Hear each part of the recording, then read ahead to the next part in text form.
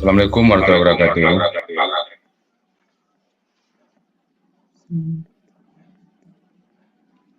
Selamat siang Bapak Ibu semuanya. Terima kasih sudah hadir pada hari ini. Bela Bapak Ibu semuanya, sebelum kita memulai, kita akan mendengarkan lagu Indonesia Raya.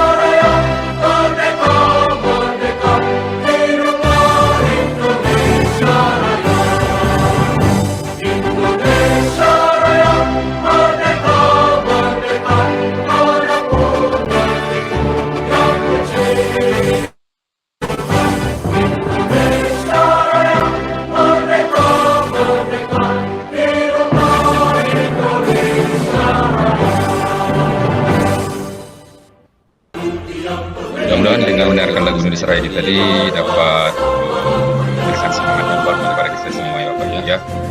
Baiklah Bapak Ibu semuanya, bahwasanya pada hari ini narasumber kita itu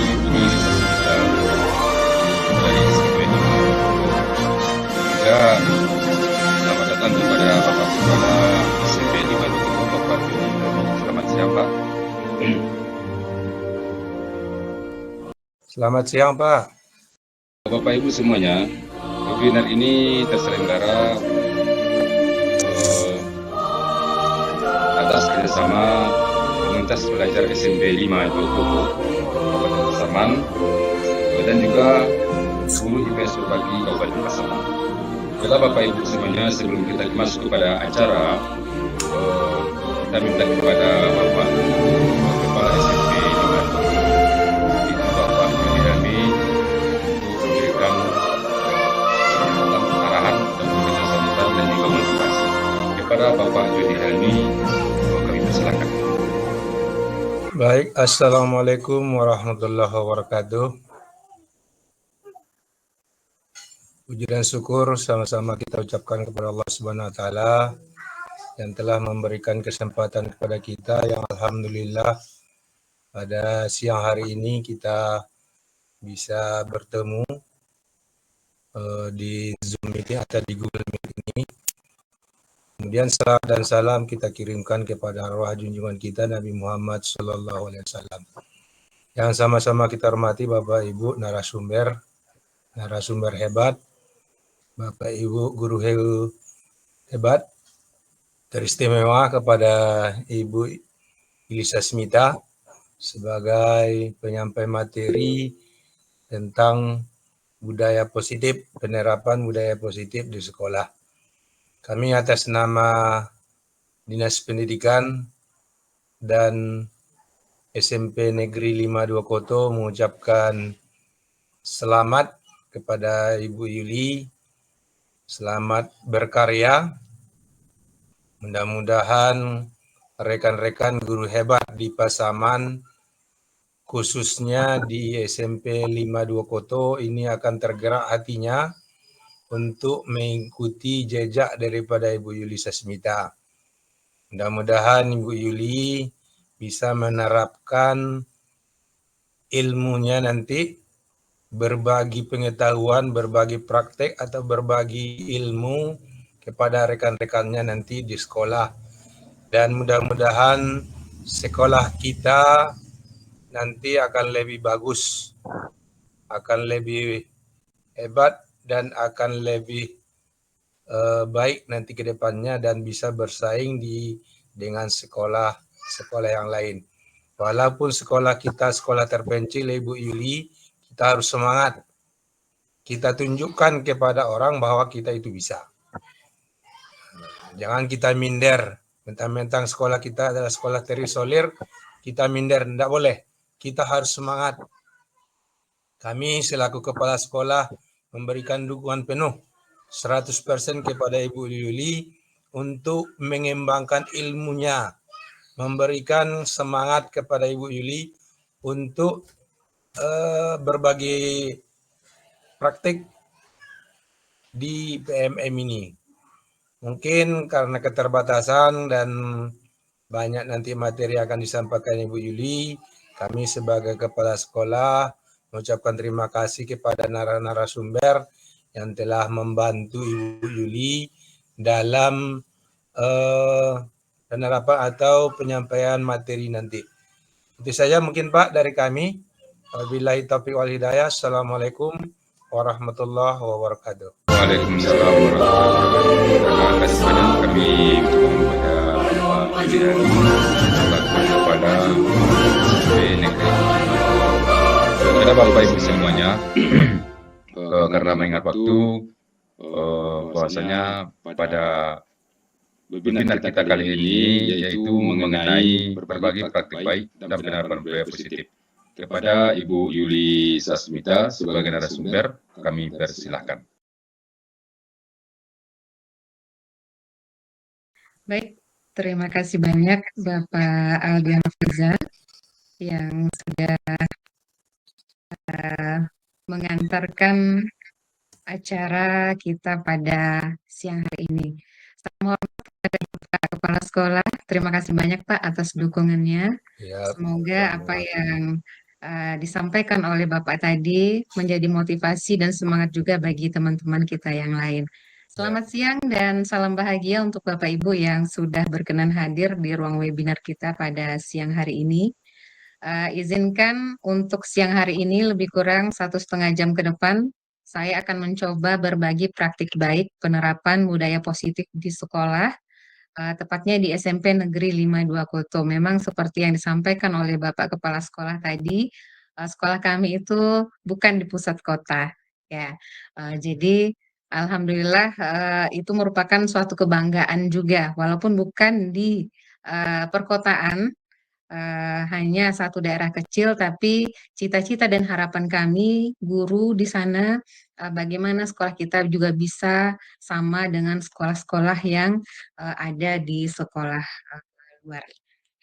Baik, Bapak Ibu, perkenalkan saya Yuli Sasmita. Saya sehari-hari mengajar di SMP Negeri 52 Koto, Kabupaten Pasaman, sebagai guru IPS. Dan alhamdulillah untuk periode ini saya juga sebagai calon guru penggerak Angkatan 11 Kabupaten Pasaman. Jadi untuk budaya positif di sekolah ini sudah saya coba melaksanakan, contohnya dengan kegiatan melakukan kesepakatan kelas juga seperti segitiga restitusi, kemudian menempatkan posisi kontrol guru yang akan kita bahas pada siang hari ini. Izinkan sebelum saya berbagi aksi nyata, saya akan berbagi pengetahuan yang saya dapatkan dari pendidikan guru penggerak kepada Bapak dan Ibu. Sini saya juga sama dengan Bapak dan Ibu, belajar, sama-sama belajar. Jadi status saya narasumber di sini artinya sama-sama kita berbagi ilmu yang kita dapatkan. Izinkan Bapak Ibu saya bagi materinya. Adapun tujuan kegiatan kita pada siang hari ini, yang pertama, memahami konsep pendidikan menurut Ki Hajar Dewantara, bila dihubungkan dengan konsep budaya dan lingkungan positif di sekolah yang berpihak pada murid. Kemudian melakukan evaluasi dan refleksi tentang praktek disiplin dalam pendidikan Indonesia secara umum untuk mendapatkan pemahaman baru mengenai konsep disiplin positif untuk menciptakan murid dengan profil pelajar Pancasila. Kemudian memahami peran sebagai guru untuk membangun budaya positif dengan menerapkan konsep disiplin positif dalam berinteraksi dengan murid. Bapak dan Ibu, sebelum kita ke materi, saya ingin Bapak Ibu berpartisipasi dalam kolom chat untuk menjawab pertanyaan berikut. Yang pertama, kira-kira Bapak Ibu setuju atau tidak? Yang pertama, hukuman bisa mendisiplinkan anak. Yang kedua, pemberian hukuman dengan hal positif seperti membaca, membersihkan halaman sekolah dapat meningkatkan disiplin anak. Yang ketiga, memberi penghargaan dapat meningkatkan motivasi belajar anak. Saya tunggu tanggapan Bapak Ibu lewat kolom chat kita, setuju atau tidak dengan 3 poin yang ada di layar kita. Silakan Bapak Ibu.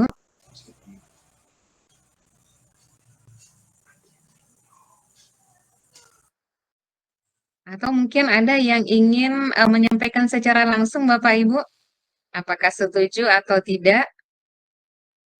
Silakan angkat tangan Bapak Ibu, raise hand.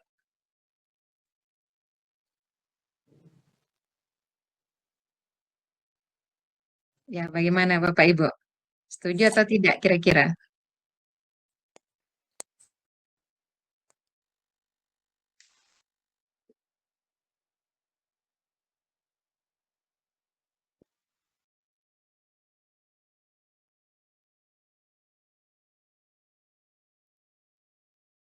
Baik, sepertinya dalam kolom komentar sudah ada ini setuju Bu, selama masih dalam tahap wajar Ibu Rahmida Haryati Z. Bagaimana dengan Bapak Ibu yang lain?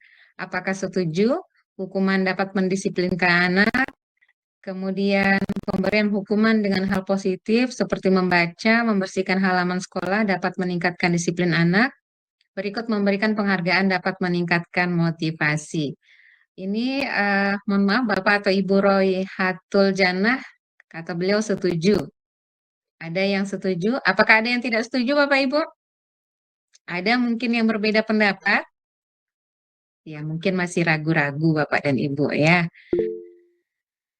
Ya silakan kita Bapak Joni Helmi. Terima kasih Bu Yuli. Kalau saya, menurut pendapat saya itu setuju. Karena mendisiplinkan anak itu kalau umpamanya tidak ada hukumannya, kalau anak-anaknya itu tidak diperhatikan betul, itu nanti akan merajalela dia nanti. Jadi saya sangat setuju hukuman dapat mendisiplinkan anak dengan catatan jangan terlampau keras, jangan sampai melanggar HAM. Terima kasih Bu Yuli. Baik, terima kasih banyak Pak. Jadi setuju ya Pak ya, kalau hukuman itu bisa mendisiplinkan anak. Kemudian di kolom chat masih ada Ibu Nurniati, setuju Bu. Ibu Hia Sinta Yurista memberikan penghargaan bisa memotivasi belajar siswa. Terima kasih banyak Bapak Ibu yang sudah berpartisipasi. Nanti jawabannya akan terlihat dari penjelasan saya berikut ini. Jadi untuk materi kita, yang pertama mengenai disiplin positif dan nilai-nilai kebajikan universal, kemudian teori motivasi, hukuman, dan penghargaan, berikut restitusi, ada juga keyakinan kelas, kebutuhan dasar manusia dan dunia berkualitas, kemudian restitusi 5 posisi kontrol guru, dan segitiga restitusi. Baik, kita ke materi yang pertama, disiplin positif dan nilai-nilai kebajikan universal. Nah, sekarang Bapak Ibu masih ada sedikit tugas. Ya, ini mengenai perubahan paradigma. Coba sekarang saya ingin Bapak Ibu kepalkan tangan masing-masing. Kalau dapat ada pasangan di samping ya, kalau tidak mungkin Bapak Ibu bisa berhayal. Ada A dan B. Kita contohkan itu kita dan teman kita di sebelah. Kemudian Bapak Ibu sobek secari kertas kecil, kemudian tuliskan benda atau sesuatu yang sangat berharga. Nah, kemudian letakkan di salah satu tangan dan genggam benda tersebut dengan segala daya. Nah, kemudian buatlah sebuah kepalan.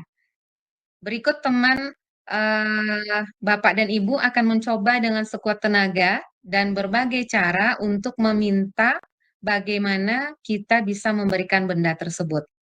Mungkin teman kita itu bisa dengan membujuk, mengancam, menghardik, merayu, menyuap, apa saja agar dapat membuka kepalan tangan.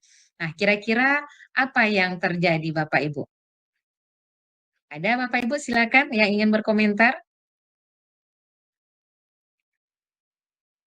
Bila kita menyembunyikan sesuatu di tangan dengan sekuat tenaga kita, ada teman kita ingin memintanya. Kira-kira apa yang akan Bapak Ibu berikan? Apakah memberikan atau mempertahankan kekuatan tangan atau ada upaya lain? Silakan Bapak Ibu, kira-kira bagaimana? Boleh di kolom chat atau boleh juga dengan raise hand. Apa kira-kira yang terjadi? Ya, mungkin jam siang ini jam tidur Pak Bapak Ibu ya. Tidak apa-apa ya. Kita akan lanjutkan. Perubahan paradigma atau teori kontrol ini Bapak Ibu ya, kemungkinan yang terjadi kita akan berusaha mempertahankan benda yang ada di tangan kita dengan sekuat tenaga walaupun teman kita itu tadinya membujuk, memaksa atau bagaimana ya. Atau mungkin juga ada Bapak Ibu yang memberi kita dibujuk dengan oh saya kasih nanti uang sekian misalnya atau saya ganti dengan ini ya itu tergantung kepada pribadinya ya Bapak Ibu. Nah, ini ada teori mengenai ilusi kontrol. Yang pertama, ilusi guru itu mengontrol murid. Kemudian ilusi bahwa kritik dan membuat orang merasa bersalah dapat menguatkan karakter. Berikut ilusi bahwa semua penguatan positif, efektif, dan bermanfaat. Kemudian ilusi bahwa orang dewasa memiliki hak untuk memaksa. Ini adalah ilusi kontrol. Nah, berikut perubahan paradigma dari stimulus respon ke teori kontrol atau teori pilihan. Sebenarnya siapa sih yang memegang kontrol? Nah, dari stimulus respon itu kita mencoba mengubah orang agar berpandangan sama dengan kita. Sementara di teori kontrol atau pilihan, kita berusaha memahami pandangan orang lain tentang dunia. Berikut di stimulus respon, perilaku buruk dilihat sebagai suatu kesalahan. Sementara di teori kontrol atau pilihan, semua perilaku itu memiliki tujuan. Berikut orang lain bisa mengontrol saya, itu stimulus respon. Nah, di teori kontrolnya, hanya Anda yang bisa mengontrol diri Anda. Anda tidak bisa mengontrol orang lain. Berikut pemaksaan ada pada saat bujukan gagal. Ini pada stimulus respon. Nah, teori kontrolnya bagaimana? Kolaborasi dan konsensus menciptakan pilihan-pilihan baru. Nah, terakhir di stimulus respon, model berpikir menang kalah. Untuk teori kontrolnya, itu model berpikir menang-menang. Baik, Bapak Ibu, disiplin positif menurut Dr. William Glasser, Anda tidak bisa mengontrol orang lain, hanya Andalah yang bisa mengontrol diri Anda. Berikut, semua perilaku memiliki tujuan. Model berpikir menang-menang, kolaborasi dan konsensus menciptakan pilihan-pilihan baru. Berikut adanya realitas, kebutuhan kita berbeda. Kita berusaha memahami pandangan orang lain tentang dunia. Setiap orang memiliki gambaran yang berbeda. Nah, sebenarnya makna disiplin itu apa? Disiplin itu adalah belajar mengontrol diri dengan menggali potensi kita agar tercapai tujuan mulia, yaitu sesuatu menjadi seseorang yang kita inginkan berdasarkan nilai-nilai yang kita hargai. Nah, semua perilaku tadi memiliki tujuan, dia punya motivasi. Motivasi ini ada motivasi ekstrinsik, ada juga motivasi intrinsik. Mana yang ekstrinsik berarti motivasi yang datang dari luar diri kita. Yang pertama untuk menghindari hukuman, kemudian untuk mendapatkan imbalan. Kemudian ada juga motivasi intrinsik untuk menghargai diri sendiri. Nah, motivasi intrinsik inilah yang menjadi motivasi kita dalam mengembangkan nilai-nilai kebajikan universal yang nantinya akan dijadikan keyakinan kelas. Berikut, model berpikir menang-menang. Adanya kolaborasi dan konsensus menciptakan pilihan baru. Nah, posisi kontrol guru. Nah, yang pertama penghukum. Yang kedua pembuat rasa bersalah. Berikut sebagai teman, sebagai pemantau, dan sebagai manajer. Kira-kira dari 5 posisi kontrol ini Bapak Ibu, posisi kita sudah ada di nomor berapa? Apakah di nomor 1? Saya rasa untuk 1 dan 2 ini banyak Bapak Ibu ya, penghukum dan pembuat rasa bersalah. 3, 4, 5 ini ada juga. Nah, ini kita lagi yang akan menilai sudah di posisi manakah kita di antara 5 posisi kontrol guru tadi. Dan diharapkan posisi kontrol yang bagus itu adalah sebagai manajer. Berikut segitiga restitusi. Bagaimana segitiga restitusi ini? Yang pertama menstabilkan identitas, validasi kebutuhan, kemudian menanyakan keyakinan. Nah, dalam kehidupan kita, dalam melaksanakan sesuatu, manusia ini punya kebutuhan. Nah, ada 5 kebutuhan dasar manusia. Yang pertama, bertahan hidup, kemudian penguasaan, kasih sayang dan rasa diterima, kesenangan dan kebebasan. Itu adalah 5 kebutuhan dasar manusia.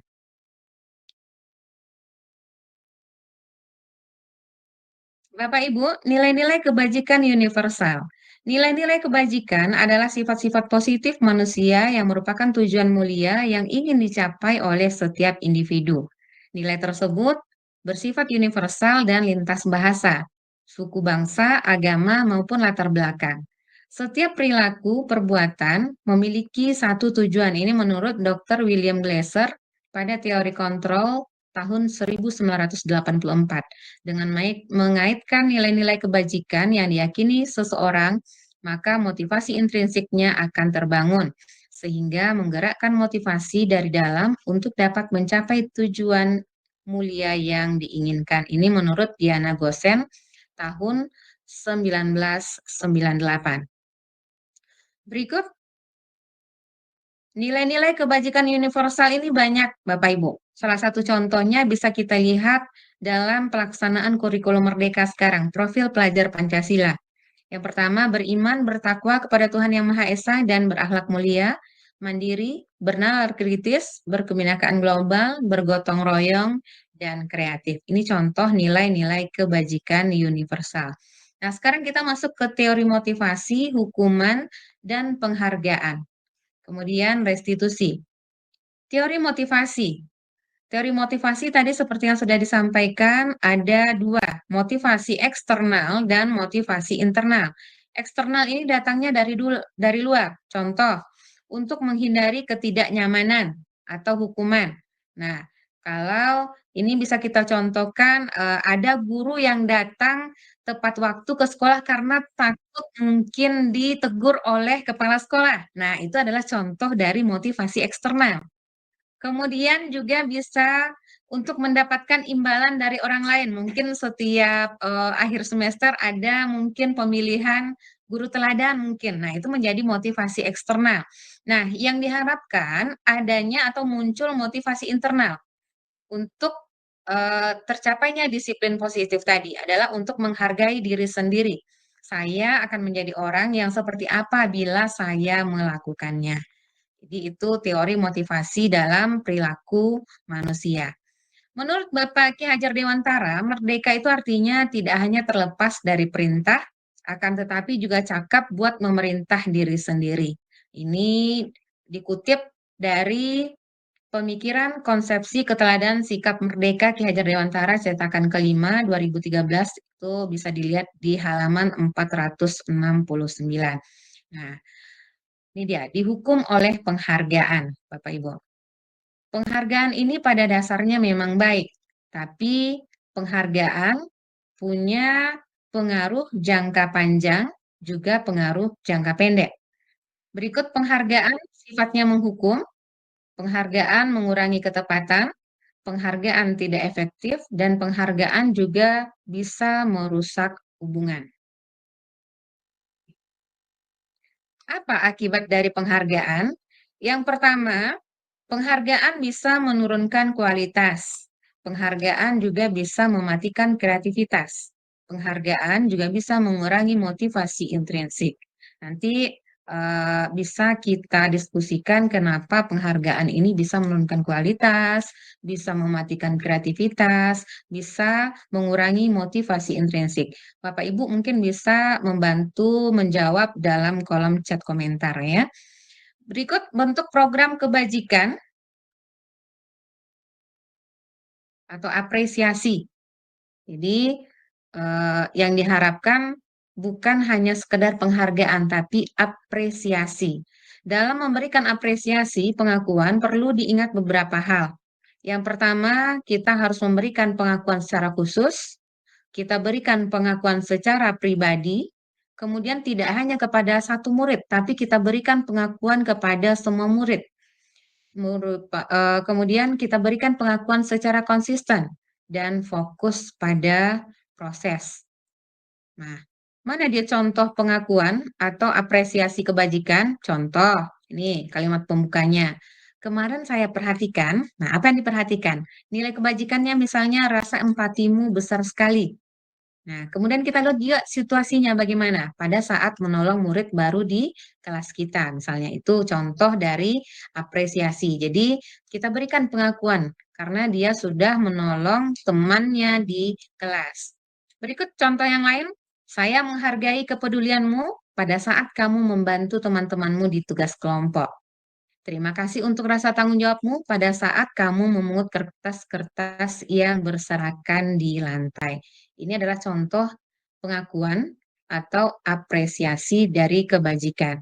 Nah, tadi pertanyaan kita awal tadi, apakah disiplin dengan cara menghukum bisa meningkatkan disiplin siswa?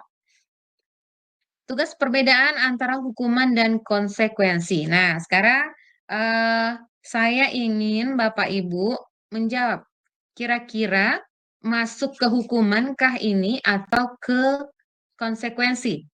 Mencatat 100 kali dalam buku kalimat, saya tidak akan terlambat lagi karena terlambat ke sekolah, ini merupakan hukuman atau konsekuensi menurut Bapak dan Ibu? Silakan Bapak Ibu di kolom chat. Kita manfaatkan kolom chat komentar kita. Terima kasih kepada Ibu Nurmilah Wati Manangin, hukuman. Ibu Hia Yorista, hukuman. Iya, Ibu Rahmida juga merupakan hukuman. Berikut lari mengelilingi lapangan basket 2 kali karena terlambat hadir di sekolah. Kira-kira menurut Bapak Ibu apa? Apakah hukuman atau sanksi, konsekuensi? Ibu Irma Suryani, konsekuensi. Terima kasih. Murid diminta untuk push up 15 kali karena tidak menggunakan masker ke sekolah. Nah, ini masuk ke hukuman atau konsekuensi?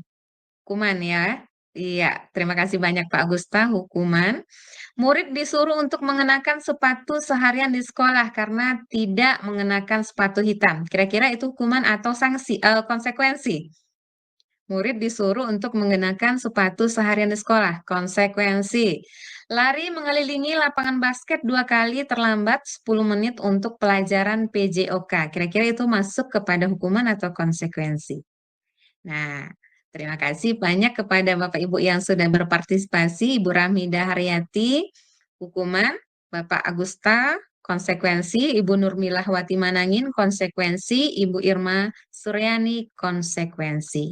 Nah, untuk jawaban dari pertanyaan yang sudah disampaikan, bisa kita lihat dalam kolom ini, Bapak Ibu. Nah, nih.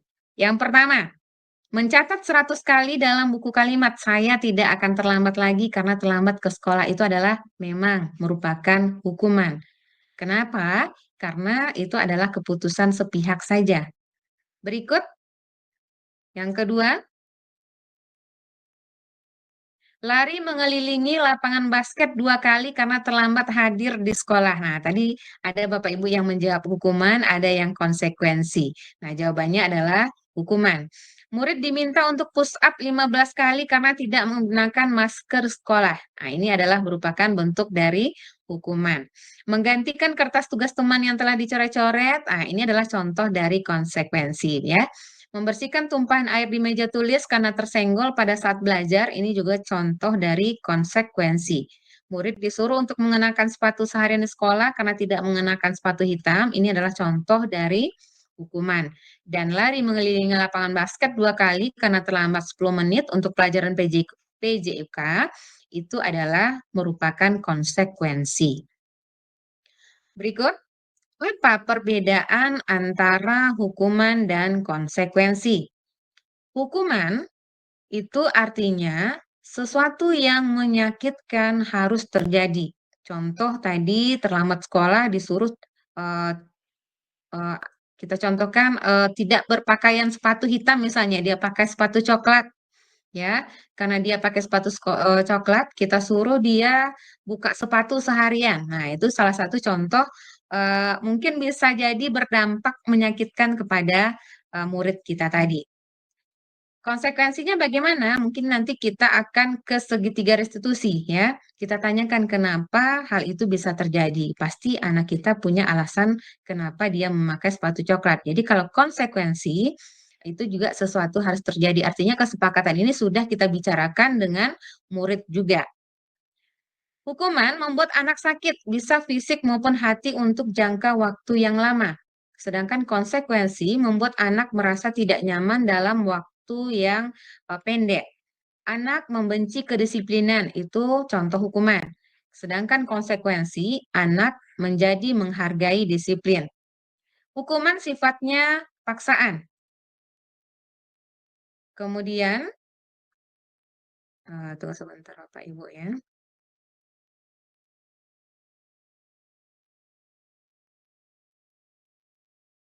Hukuman mendorong anak menyakiti diri sendiri, sementara konsekuensi mendorong agar anak mudah menyesuaikan diri. Konsep diri yang buruk, kemudian konsep diri yang baik untuk konsekuensi. Hukuman, anak belajar untuk menyembunyikan kesalahan, sementara konsekuensi, anak belajar untuk mematuhi peraturan. Dalam hukuman, marah, rasa bersalah, dipermalukan, dan merasa tidak dihargai. Sementara dalam konsekuensi, kehilangan hak, dibuat tidak nyaman, diasingkan untuk sementara waktu. Ini adalah perbedaan antara hukuman dan konsekuensi. Nah, apa itu restitusi? Jadi, jalan keluar selain kita melaksanakan hukuman, konsekuensi, ada istilahnya restitusi. Apa itu restitusi? Restitusi adalah proses menciptakan kondisi bagi murid untuk memperbaiki kesalahan mereka, sehingga mereka bisa kembali pada kelompok mereka dengan karakter yang lebih kuat. Restitusi juga merupakan proses kolaboratif yang mengajarkan murid untuk mencari solusi untuk masalah mereka dan membantu murid berpikir tentang orang seperti apa yang mereka inginkan menjadi tujuan mulia dan bagaimana mereka harus memperlakukan orang lain. Ini dari Gosen tahun 2004. Jadi dalam restitusi itu ada istilahnya identitas gagal dan identitas sukses. Identitas gagal itu diberikan kepada hukuman. Sementara identitas sukses itu diberikan kepada konsekuensi dan restitusi. Mana contohnya tadi? Untuk hukuman, sesuatu yang menyakitkan harus terjadi. Kalau di konsekuensi, sesuatu itu harus terjadi. Nah, sementara di restitusi, ini merupakan pilihan. Hukuman tidak nyaman untuk murid bisa jadi waktunya sangat panjang, sementara untuk konsekuensi ini waktunya pendek. Dan dalam restitusi, menguatkan murid itu untuk dalam jangka waktu yang panjang. Hukuman, korban mendapatkan keadilan, dalam konsekuensi bisa jadi korban diabaikan, dalam restitusi korban mendapatkan ganti. Berikut, dalam hukuman, murid ataupun anak akan tersakiti, konsekuensi murid anak dibuat tidak nyaman, restitusi murid anak mendapatkan penguatan.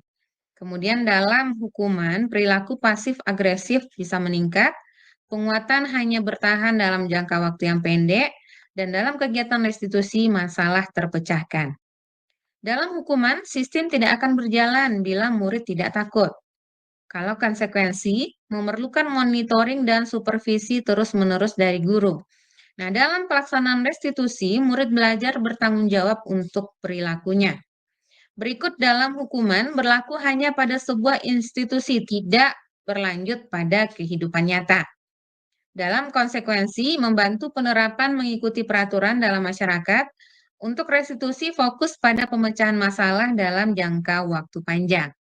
Nah, dalam hukuman, peraturannya adalah, misalnya contohnya peraturannya adalah titik-titik, kamu harus titik-titik misalnya ya. Kalau dalam konsekuensi, apa peraturannya? Mampukah kamu melakukannya? Terima kasih. Dalam restitusi, apa yang kamu yakini? Apa yang bisa kamu lakukan untuk memperbaiki masalah ini? Ini contoh dari pertanyaannya. Berikut, dalam hukuman, murid atau anak membenci peraturan. Konsekuensi, murid anak menghormati peraturan. Dalam murid ataupun anak menghormati dirinya dan orang lain. Jadi ini sifatnya, kalau hukuman banyak sifatnya negatif, konsekuensi menetralkan, kalau restitusi menciptakan budaya positif, ya Bapak Ibu. Nah, apa ciri-ciri dari restitusi? Ada 9. Yang pertama, bukan untuk menebus kesalahan, namun untuk belajar dari kesalahan. Memperbaiki hubungan, tawaran, bukan paksaan. Restitusi menuntun untuk melihat ke dalam diri. Restitusi mencari kebutuhan dasar yang mendasari tindakan. Restitusi diri adalah cara yang paling baik. Restitusi fokus pada karakter, bukan tindakan. Restitusi fokus pada solusi. Dan restitusi mengembalikan murid yang berbuat salah pada kelompoknya. Nah, sebelum kita ke keyakinan kelas, Bapak Ibu, saya kemarin sudah mencoba untuk mendokumentasikan contoh kegiatan atau pelaksanaan dari segitiga restitusi. Mungkin bisa kita simak Bapak Ibu, nanti kalau ada yang didiskusikan, kita coba untuk mendiskusikannya nanti. Izin saya share screen dulu Bapak Ibu ya.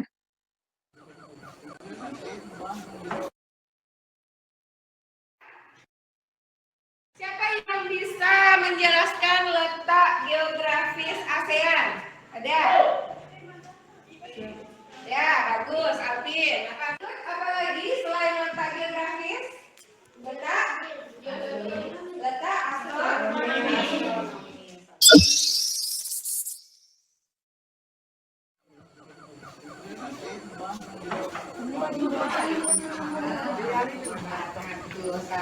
Sarah duduk.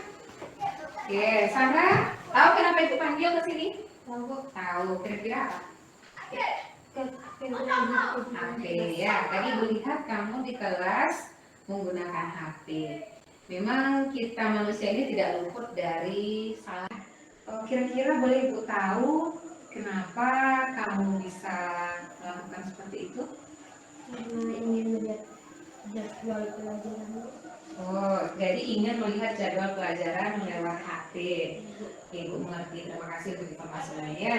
Menurut kamu ada nggak cara lain untuk kamu melihat jadwal pelajaran selain menggunakan HP? Mungkin saya bisa mencatat di buku catatan yang tidak menggunakan HP. Bagus. Kalau kita buka dengan keyakinan kelas yang sudah kita susun minggu kemarin, kira-kira penggunaan HP di kelas ini bagaimana menurut kamu? Kita percaya bahwa HP tidak boleh digunakan di dalam kelas karena untuk menjaga fokus belajar. Oke, benar sekali. Dengan kamu ikuti keyakinan tersebut, berarti kamu sudah membantu menciptakan lingkungan belajar yang baik untuk semuanya ya. Kira-kira ada tidak hal lain yang bisa kamu lakukan untuk melihat jadwal pelajaran selain menggunakan HP di kelas? Saya akan mencatat jadwal pelajaran di buku catatan dan memastikan HP tetap di dalam tas selama belajar. Baik, terima kasih kasih banyak ya. Terima kasih banyak untuk kejujurannya. Berarti kamu sudah dapatkan solusi untuk diri kamu sendiri ya. Kalau ada permasalahan berikutnya, jangan sungkan-sungkan untuk temui ibu. Ya, nah, silakan kembali ke kelas.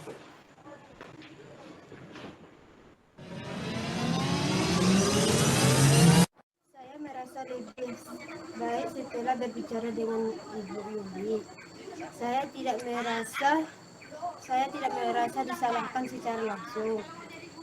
Saya bisa melihat dari sudut pandang guru tentang bagaimana penggunaan HP. Saya akan mulai mencatat jadwal pelajaran di buku catatan dan menyimpan HP di dalam tas selama belajar.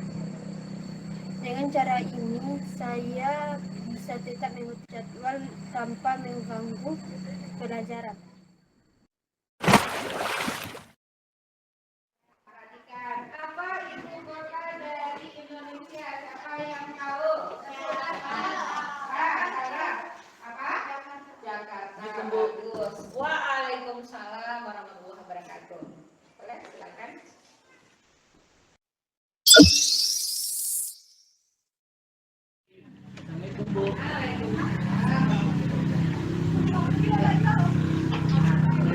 Ya.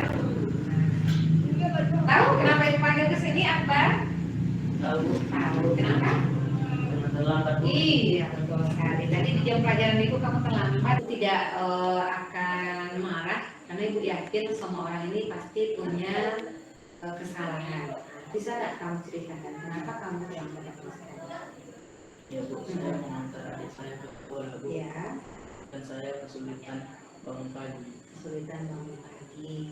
Oke, kira-kira supaya kamu tidak lagi terlambat datang ke sekolah, ada nggak cara yang lebih efektif menurut kamu? Mungkin jika saya bangun lebih awal, saya bisa menggunakan waktu itu lebih baik. Nah, supaya tidak terlambat datang ke sekolah. Nah, bicara mengenai keyakinan kelas, kita percaya bahwa datang terlambat itu bagaimana, Akbar? Kita percaya bahwa kehadiran tepat waktu adalah penting untuk proses belajar. Kehadiran tepat waktu penting untuk proses belajar. Ada solusi yang lain kira-kira supaya kamu datang lebih tepat waktu lagi? Saya bisa menyalakan alarm dari kelas, Ya. dan saya bisa meminta tolong kepada orang tua untuk memastikan saya bangun lebih awal. Baik. Akbar, mudah-mudahan Ibu lihat kamu berubah untuk kedepannya ya nak ya. Nah, sekarang silahkan kembali ke kelas. Di jam pelajaran yang besok, Ibu harap kamu yang pertama datang ke kelas. Assalamualaikum warahmatullahi wabarakatuh. Nama saya Fajar Akbar Tahyum. Setelah berbicara dengan Bu Guru, saya merasa lebih tenang dan tidak merasa tertekan. Saya merasa didengar dan paham bahwa keterlambatan saya bukanlah masalah besar jika saya bisa mencari solusinya. Saya sekarang mengerti pentingnya kehadiran tepat waktu. Assalamualaikum warahmatullahi wabarakatuh. Baik, Bapak Ibu, itu tadi contoh dari kegiatan segitiga restitusi yang sudah saya coba laksanakan di sekolah. Dan sebenarnya masih banyak contoh kasus lain yang bisa kita laksanakan dengan segitiga restitusi, tapi tidak semua kasus bisa kita pecahkan dengan segitiga restitusi, Bapak Ibu ya. Berikut ke keyakinan kelas atau kesepakatan kelas. Ada pertanyaan, mengapa tidak peraturan saja? Mengapa harus keyakinan kelas? Mengapa kita memiliki peraturan harus menggunakan helm bila mengendarai kendaraan roda 2? Mengapa kita memiliki peraturan 3M, menggunakan masker, mencuci tangan, dan menjaga jarak 1,5 meter? Kemudian mengapa kita memiliki peraturan harus datang tepat waktu pada saat mengikuti pelatihan? Nah, untuk mendukung motivasi intrinsik tadi, kembali lagi ke nilai-nilai atau keyakinan yang lebih menggerakkan seseorang dibandingkan mengikuti serangkaian peraturan-peraturan. Ini budaya positif Bapak Ibu ya. Dimulai dari peraturan kelas, berikut keyakinan kelas, akan muncul lingkungan positif, dan terciptalah nanti budaya positif. Nah, ini contoh kesepakatan kelas. Aturan atau keyakinan kelas, Bapak Ibu. Saya ingin partisipasi Bapak dan Ibu lagi. Menurut Bapak Ibu, ini masuk, ini contoh peraturannya, keyakinan kelasnya kira-kira apa kalau kita hubungkan dengan nilai-nilai kebajikan tadi? Selalu kembalikan buku ke tempatnya, dilarang mengganggu orang lain, hadir di sekolah 15 menit sebelum pembelajaran dimulai, dilarang melakukan kekerasan, dilarang menggunakan narkoba, bergantian atau menunggu giliran, gunakan masker, jangan berlari di kelas atau koridor. Nah, kira-kira apa keyakinan kelas yang eh, cocok? Mohon maaf, ternyata saya belum bagikan layarnya lagi. Izin dulu sebentar Bapak Ibu. Menurut Bapak Ibu, ini apa keyakinan kelasnya? Dari peraturan selalu kembalikan buku ke tempatnya, dilarang mengganggu orang lain, hadir di sekolah 15 menit sebelum pembelajaran dimulai, kemudian dilarang melakukan kekerasan. Iya, sepertinya Bapak Christian Sasube, raise hand, silakan kepada Bapak Christian Sasube. Atau bagi Bapak Ibu yang ingin berpartisipasi lewat kolom chat komentar, boleh silakan. Apa kira-kira keyakinan kelasnya? Nah, sambil menunggu Bapak dan Ibu, kita bisa lihat ini contoh dari keyakinan kelasnya ya.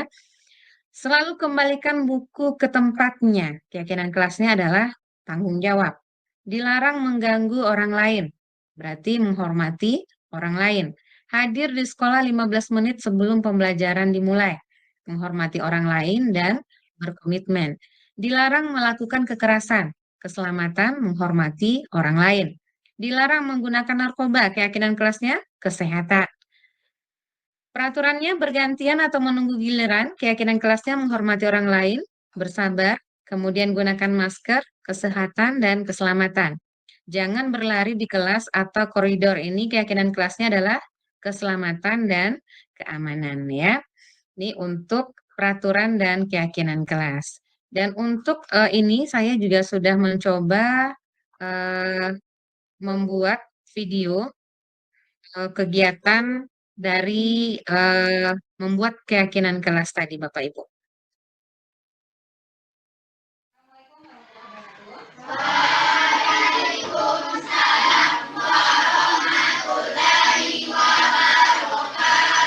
Baik, hari ini seperti yang kita janjikan, kita akan mulai dengan kelas.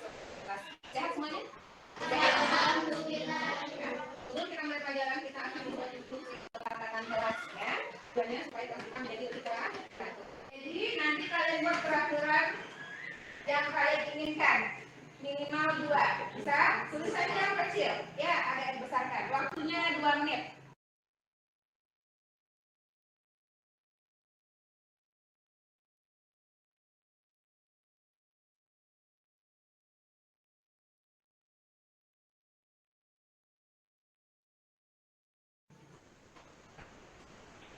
Ya, kalau sudah selesai boleh kalian tempelkan ke depan ya peraturan.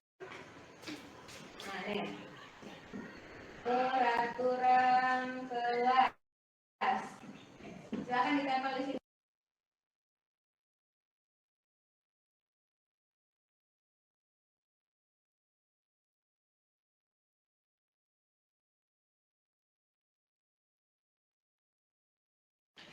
Bagus. Dah. Ikut. Dah. Ini peraturan yang kalian inginkan. Itu bacakan yang pertama. Ada kebersihan, kerapian. Ya. Berikut tidak terlambat masuk sekolah, membuang sampah pada tempatnya, harus datang tepat waktu, tidak boleh berkata-kata kotor, tidak boleh mengerjakan PR di sekolah, tidak boleh melawan pada guru, tidak boleh terlambat ke sekolah, tidak boleh mengerjakan PR di sekolah. Sudah, apakah susah nanti sama kita ya? Baik, yang pertama kebersihan, yang kedua kerapian, yang ketiga tidak terlambat masuk sekolah.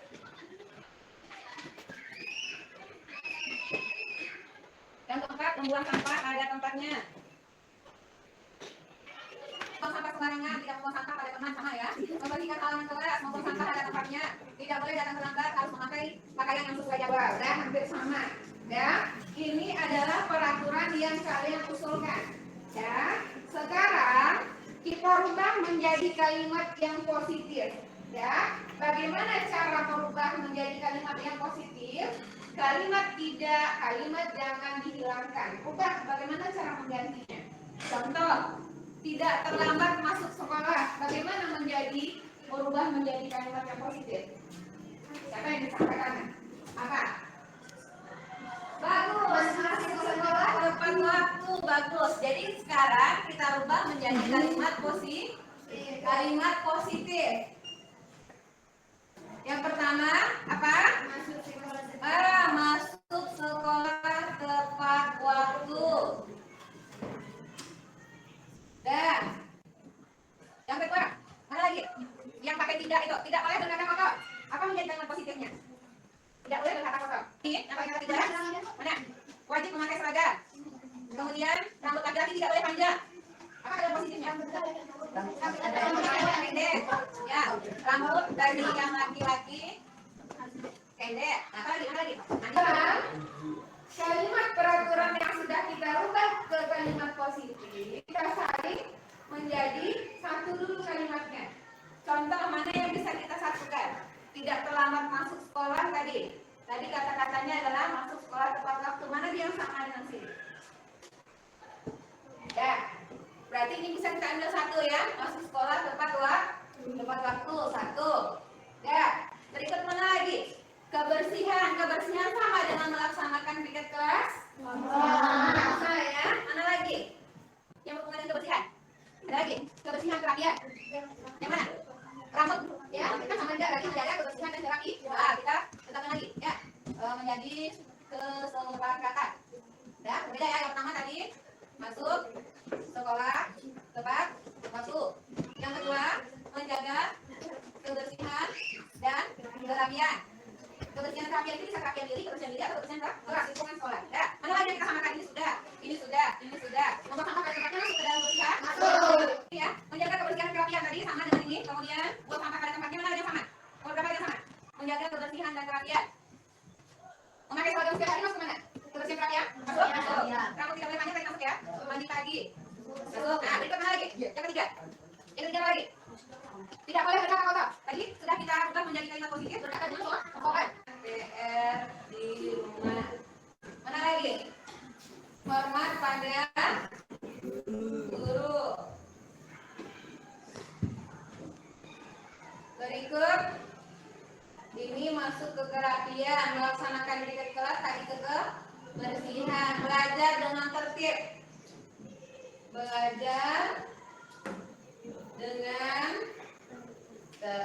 Nah, ini setelah kita samakan dapat 6 poin. Dan kesepakatan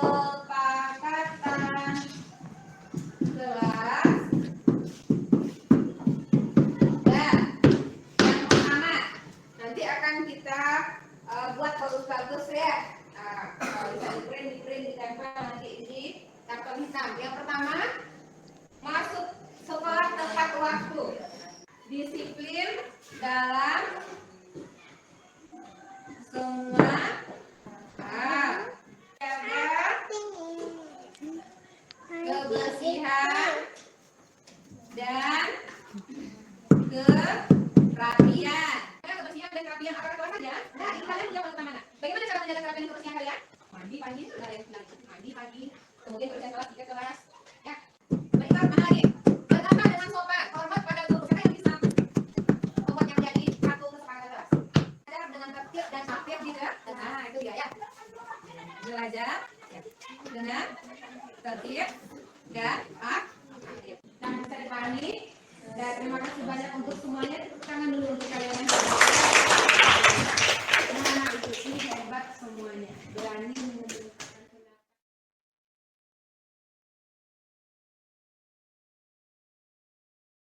Baik Bapak Ibu, tadi itu adalah contoh kesepakatan kelas yang sudah sama-sama kami rumuskan dengan siswa kelas 7.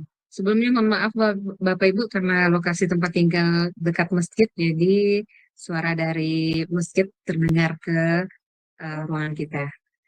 Berikut Bapak Ibu, kita ke kebutuhan dasar manusia. Ya, saya share screen lagi.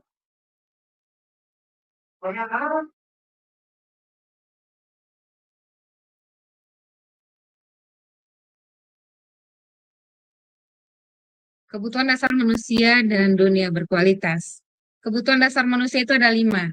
Kebutuhan untuk bertahan hidup, kebutuhan kebebasan, penguasaan, kasih sayang, dan rasa diterima dan kesenangan. Itu adalah kebutuhan dasar dari manusia. Nah, ke posisi kontrol tadi, ada 5 posisi kontrol guru. Yang pertama sebagai penghukum. Mana contohnya posisi kita sebagai penghukum? Nah, contoh menghardik, menunjuk-nunjuk, menyakiti, menyindir, itu adalah posisi kita sebagai penghukum. Dalam bentuk perkataan mana contohnya? Kalau kamu tidak melakukannya, awas ya. Nah, rasakan misalnya. Hasilnya apa? Hasil yang kita dapatkan, siswa atau murid menjadi memberontak. Kemudian ada pula siswa kita yang menyalahkan orang lain atau berbohong.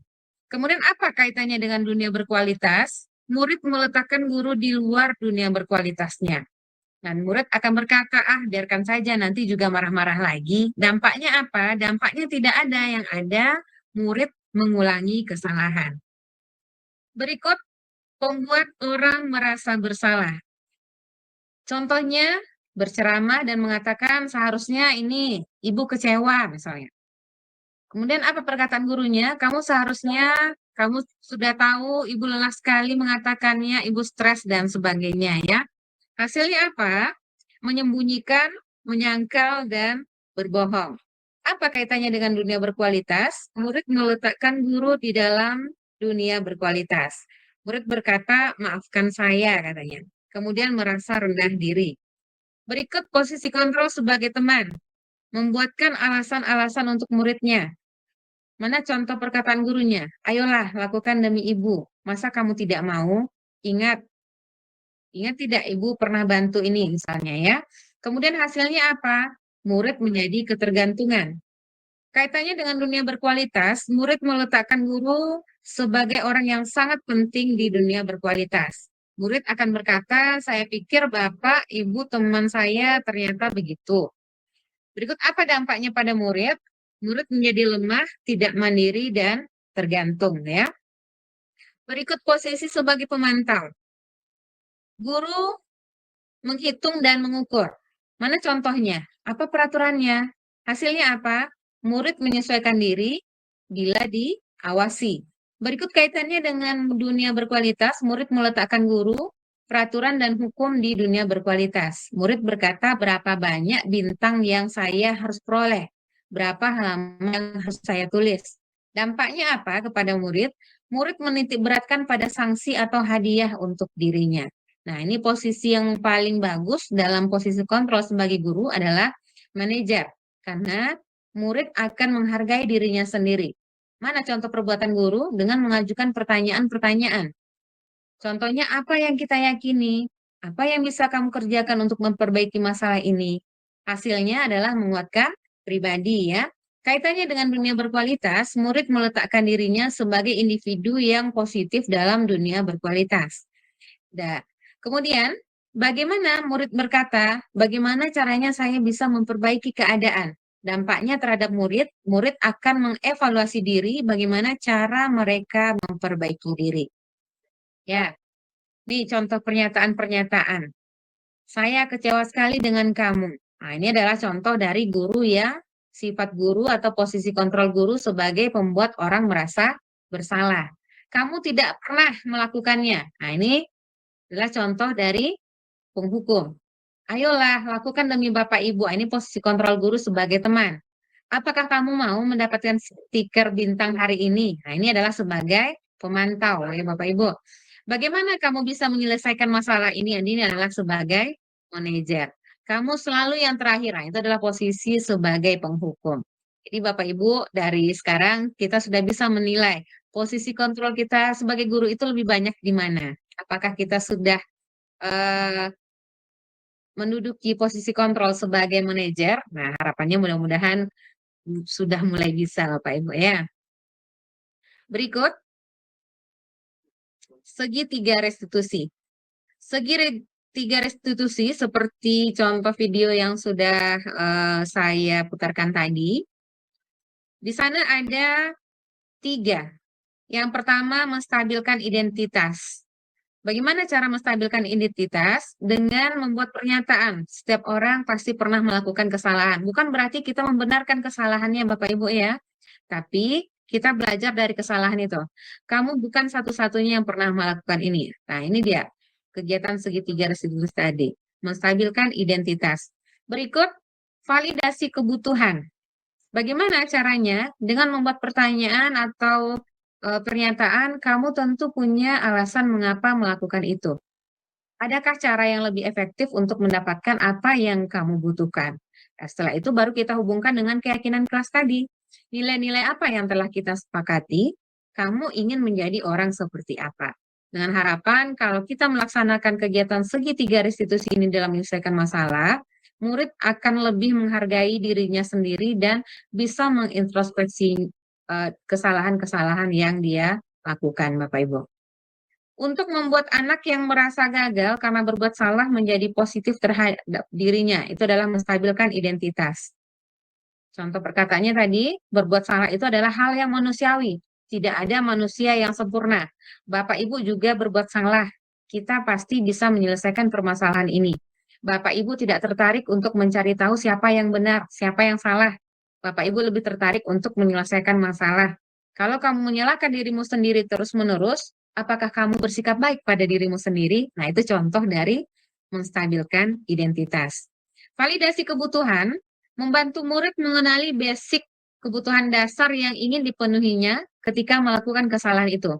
Pada dasarnya, setiap tindakan manusia tujuannya adalah memenuhi basic needs. Apakah itu power, freedom, love, dan lodging, fun, ataupun survival. Contoh, kamu bisa saja kan melakukan hal yang lebih buruk, tapi kamu tidak melakukannya kan? Kamu pasti punya alasan mengapa melakukannya. Apa yang penting bagi kamu? Kamu boleh tetap berusaha menjaga sikap itu, tapi tambahkan sikap yang lain, yang baru. Maukah kamu belajar cara lain untuk mendapatkan yang kamu butuhkan tanpa harus memukul? Apakah kamu bisa melakukan dengan lebih baik lagi besok? Nah, itu contoh dari validasi kebutuhan. Berikut, anak melihat kesalahannya dihubungkan dengan norma sosial dan nilai-nilai yang mendasari manusia berinteraksi dengan orang lain. Ini adalah menanyakan keyakinan. Mana contoh perkataan gurunya? Apa nilai yang kita percaya di kelas atau di sekolah kita? Nilai-nilai universal apa yang telah kita sepakati? Kelas yang ideal itu seperti apa sih? Kamu ingin jadi anak seperti apa? Apa yang kamu rasakan? Ketika kamu melakukan itu, kamu menjadi orang yang seperti apa? Itu menanyakan keyakinannya. Dengan harapan setelah kita melakukan kegiatan restitusi tadi, siswa menyadari kesalahan yang dia lakukan. Intervensi 30 detik. Intervensi ini bisa membantu murid kembali ke tujuan semula dengan cukup singkat dan dengan cara non-konfrontatif. Pertanyaan-pertanyaan yang diajukan biasanya dikemukakan oleh seorang pemantau dan manajer. Ini contoh intervensi 30 detiknya. Apakah kamu ingin berbuat lebih baik? Apakah saat ini kamu sedang menjadi orang yang sedang kamu inginkan? Apakah kamu bisa mengubah kegiatan perilaku kamu saat ini menjadi sikap yang lebih membantu? Apakah wajar membuat kesalahan? Bisakah kita memperbaikinya? Apakah yang kamu lakukan saat ini sudah sesuai? Kapan kamu siap untuk mulai? Peraturannya apa? Sepertinya kamu punya masalah. Saya bisa bantu apa? Saat ini kamu seharusnya berbuat apa? Dan masih banyak lagi pertanyaan untuk mengintervensi siswa selama 30 detik. Baik Bapak Ibu, itu pemaparan mengenai budaya positif dan contoh yang sudah saya lakukan di sekolah. Nah, mungkin kita kembalikan lagi kepada moderator untuk membuka sesi diskusi kalau misalnya ada yang ingin kita diskusikan, Bapak Ibu. Mungkin berbagi praktik atau pengalaman yang sudah Bapak Ibu laksanakan di sekolah Bapak Ibu. Jadi kita bisa saling berbagi dan bisa nanti belajar, ya. Silakan Bapak Ibu. Kita diskusikan nanti melalui moderator. Kepada Bapak Aldiano Feza, saya kembalikan. Terima kasih banyak kepada Ibu Yuli Sasmita yang sudah memaparkan materi kepada kita semuanya. Tentunya Bapak Ibu dari materi yang sudah sampaikan tadi tersebut, banyak mungkin pertanyaan-pertanyaan, baik itu mengenai hukuman ataupun konsekuensi dan segitiga restitusi. Di mana posisi kita sebenarnya? Bagaimana kita untuk menghadapi anak? Tentu lebih jelasnya nanti kita apa yang menjadi pertanyaan di Bapak Ibu, silakan raise hand untuk memberikan pertanyaan. Ataupun juga di kolom chat boleh kita gunakan kalau ada pertanyaan ataupun mungkin materi yang diragukan, baik itu mengenai hukuman, kemudian konsekuensi, dan juga bagaimana kita menghadapi anak, di mana posisi kita yang sebenarnya. Silakan Bapak Ibu. Yang resen, yang mau bertanya, silakan. Atau mungkin sudah paham bagaimana dengan pemaparan yang disampaikan oleh Ibu Yuli Sasmita?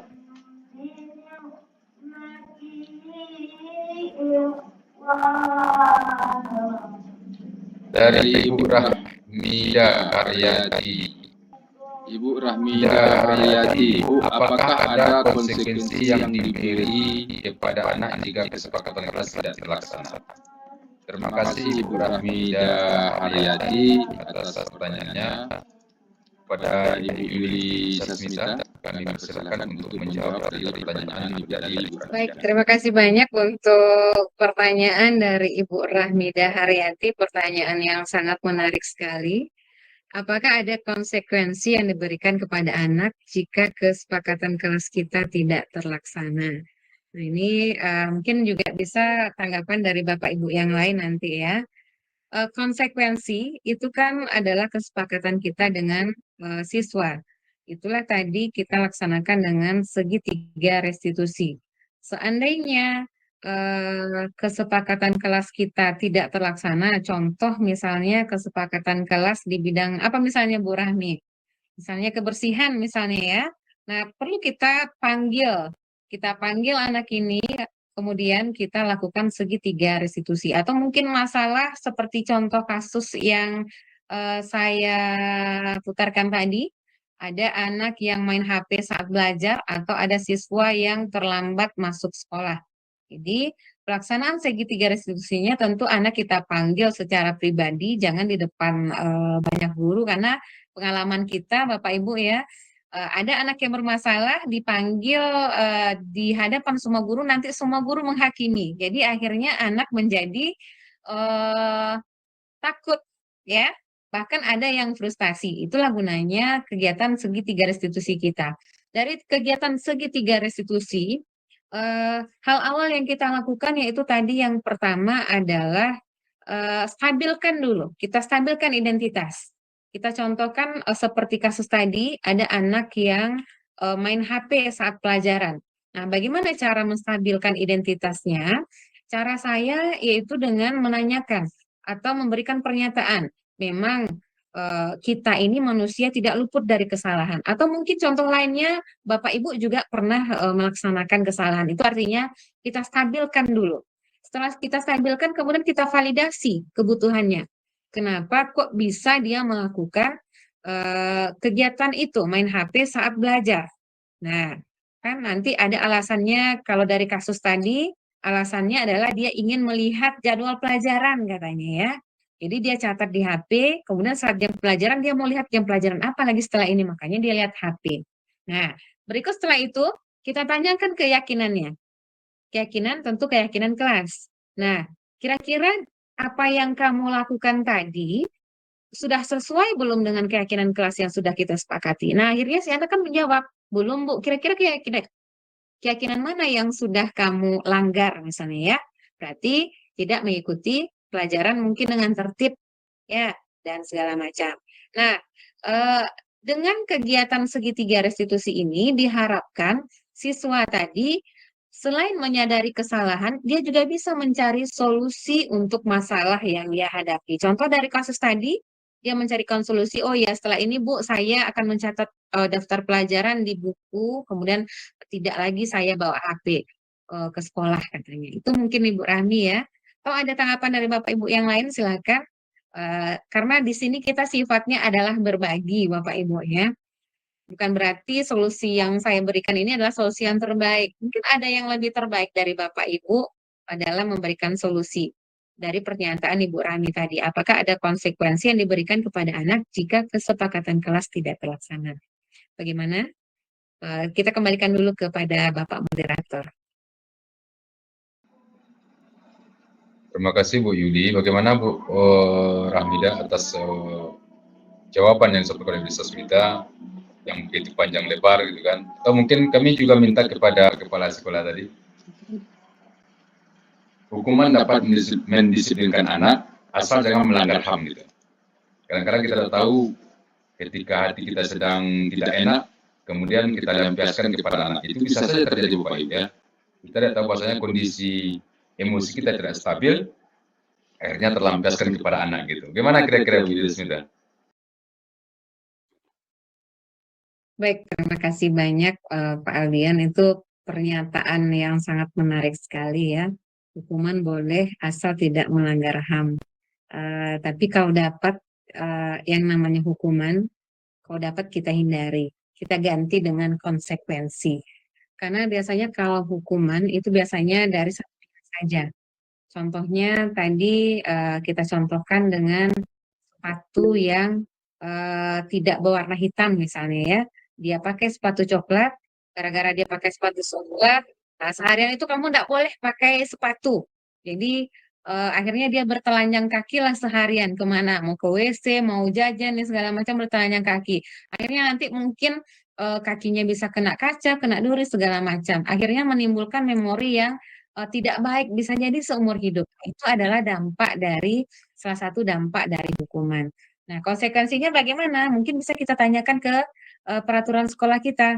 Nah, nak, kamu pakai sepatu warna coklat. Peraturan sekolah kita bagaimana? Misalnya kan, nanti pasti si anak akan menjawab, oh iya Bu, Pak, peraturan sekolah kita harus pakai sepatu warna hitam. Nah, kenapa kamu pakai sepatu warna coklat? Mungkin alasannya mungkin bisa jadi sepatu basah, bisa jadi sepatu sobek, ya kan banyak alasan anak ini. Jadi kita sebagai guru harusnya juga bisa memahami, jangan hanya artinya kita janganlah terlalu kaku dengan peraturan yang ada.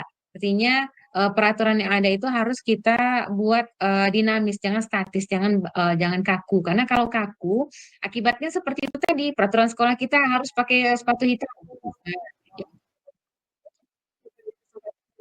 Bisa jadi kan ini contoh konsekuensi Bapak Ibu ya. Nah, besok jangan pakai ini lagi ya.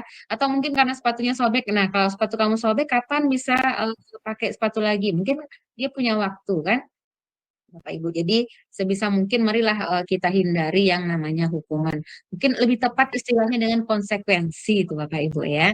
Dan kalau lebih baiknya, lebih bagusnya kalau kita melaksanakan penerapan segitiga restitusi tadi dalam menciptakan budaya disiplin di sekolah. Karena judul webinar kita hari ini kan Pak Aldian ya, bagi praktik baik. Ya, bagaimana cara mengatasi siswa yang bermasalah diberi hukuman berkali-kali tapi tidak ada efek jerahnya. Nah, mungkin salah satu solusinya setelah kita lakukan tadi segitiga restitusi Bapak ya, laksanakanlah dulu segitiga restitusinya, validasi dulu stabilkan dulu identitasnya, kemudian validasi kebutuhan, kesalahannya di mana, apa penyebabnya, kemudian mintakan solusi dari anak itu sendiri. Nah, setelah itu kita hubungkan dengan keyakinan kelas. Nah, ternyata setelah kita adakan segitiga restitusi, kejadiannya malah berulang lagi. Kadang kan anak ini ada juga ya dikasih hati minta jantung lah istilahnya Pak Ibu. Oh iya ternyata ibu ini bapak ini baik ya, dia tidak mau memarahkan saya segala macam. Mungkin solusinya salah satunya kita berikan kepada konselor, kan ada guru BK-nya di sana ya. Kalau memang tidak juga, nah perlu kita datangkan orang tua, perlulah kerjasama kita dengan orang tua di sana Bapak Ibu, karena permasalahan ini tidak akan pecah oleh kita sendiri, pasti akan ada kolaborasi. Itulah pentingnya kolaborasi antara sekolah, guru, dan orang tua. Mungkin itu ya Jadi Bapak artinya harus Adin. ada kolaborasi dengan orang tua, kemudian kita cari di mana titik permasalahannya, apa yang membuat dia sehingga melakukan hal tersebut secara berkali-kali, kan begitu kan Bu ya. Ya Bapak Ibu yang lain yang masih ada yang mau tanyakan.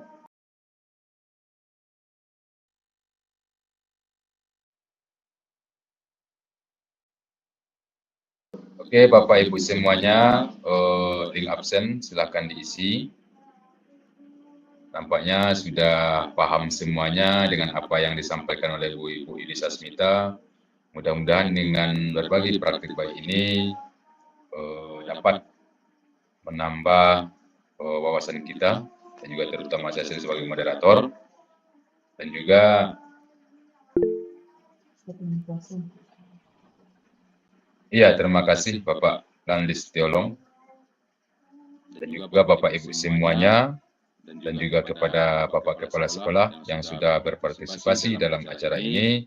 Ya, Dan sama-sama kami Pak. Ya, sama-sama semoga Pak. Bapak Ibu yang lain, artinya yang belum ada kesempatan untuk masuk ke CGP, kami doakan nantinya dengan adanya webinar ini akan lebih bersemangat lagi dan lebih giat lagi mengikuti program pendidikan guru penggerak ini. Karena pendidikan guru penggerak ini mau tidak mau, suka atau tidak suka, itu sebenarnya wajib kita semua guru untuk mengikuti. Tapi tergantung nanti kepada kita semua bagaimana kita hati kita untuk mengikutinya atau tidak, begitu Bapak Ibu ya. Oke Bapak Ibu semuanya, saya Aldan Nupeza sebagai moderator mengucapkan terima kasih banyak atas partisipasinya, dan juga kepada Ibu Yulisa Smita, terima kasih banyak yang sudah menyampaikan materinya, dan juga kepada Bapak Yuni Helmi selaku Kepala Sekolah, terima kasih banyak Pak atas Ya, sama-sama Pak. Ya, sama-sama Pak. dukungan dan juga motivasi arahannya. Mudah-mudahan Bapak Ibu yang lainnya juga nanti akan mengikuti gitu ya Pak ya. Kita jangan minder walaupun kita ada di daerah agak pelosok, tetapi semangat kita harus kuat begitu ya Pak ya.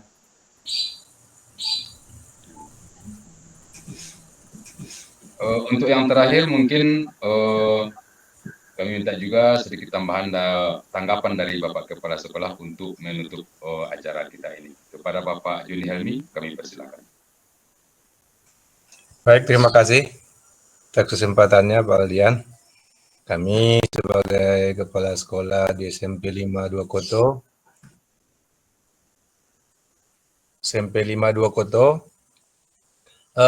sangat mengapresiasi apa yang disampaikan oleh Ibu Yuli tadi. Kami mengharapkan kawan-kawan yang lain, rekan-rekan guru yang lain, guru hebat yang lain, bisa mengikuti atau bisa masuk ke CGP yang lain. Karena Ibu Yuli itu sudah menguasai bahan nampaknya. Dan mudah-mudahan memang yang disampaikan Ibu Yuli itu ada diterapkan di sekolah kita.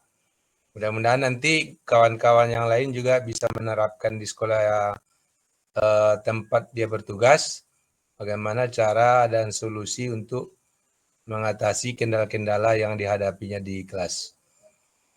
Mungkin dari kami Pak, sebagai yang terakhir, mudah-mudahan kegiatan webinar ini bermanfaat untuk kita semua dan bisa dilanjutkan dengan webinar yang lain. Assalamualaikum warahmatullahi wabarakatuh.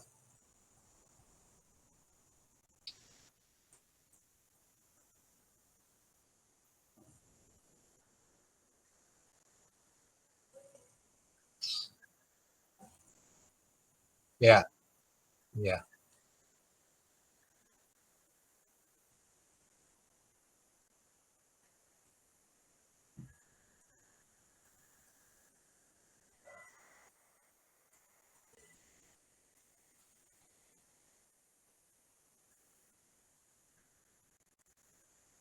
Waalaikumsalam warahmatullahi wabarakatuh.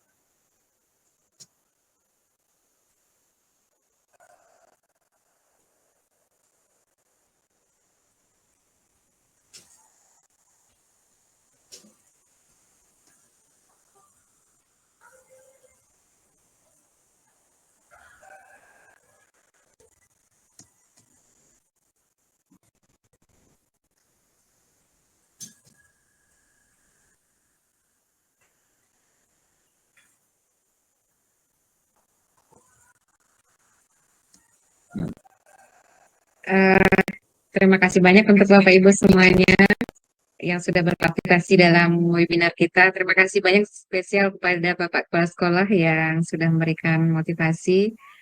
Mudah-mudahan juga seperti harapan Bapak tadi, teman-teman kita termotivasi semuanya. Untuk Bapak Ibu yang bertanya mengenai sertifikatnya dikirim kemana, insya Allah nanti langsung kita kirimkan lewat emailnya masing-masing Bapak Ibu ya. Jadi terima kasih banyak, mudah-mudahan kita bisa bertemu lagi di lain kesempatan di webinar yang lain. Terima kasih banyak Bapak Ibu, teman-teman semuanya dari Sabang sampai Merauke ya. Baik, Assalamualaikum warahmatullahi wabarakatuh. Waalaikumsalam warahmatullahi wabarakatuh.